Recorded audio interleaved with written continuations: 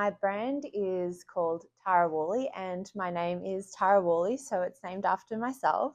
I started my brand Tara Whalley in about 2014. I'd moved overseas to Guatemala to help women weavers, and I loved working with them and working with all these local artisans. And I knew that when I went back home to Australia that I really wanted to start my own brand, and it was a really good time for that. And so while I was overseas, my camera got stolen, and so I got into the practice of painting and capturing my memories that way. So it's become the foundation of my art practice to paint wherever I go and to capture experiences and then translate them into textile prints. So when I bring them back to the prints and the artworks back to Australia, I translate them into clothing collections, and that's the building blocks of my brand.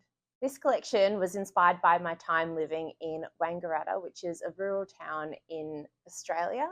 It's a really special place to me because my great-grandparents lived there during the war, and so they were a really big part of the community there, part of the RSL and part of the CWA. So while I was living there, I made friends with the CWA as well, and so you'll find a lot of inspiration based on the handmade textiles of the area, crochet, doilies, beautiful things that you would find in the local craft groups there, and also the beautiful wildlife and plants from the area. So it's a really special collection filled with memories and just a bit of a homage to my heritage there and the beautiful people I met while living there.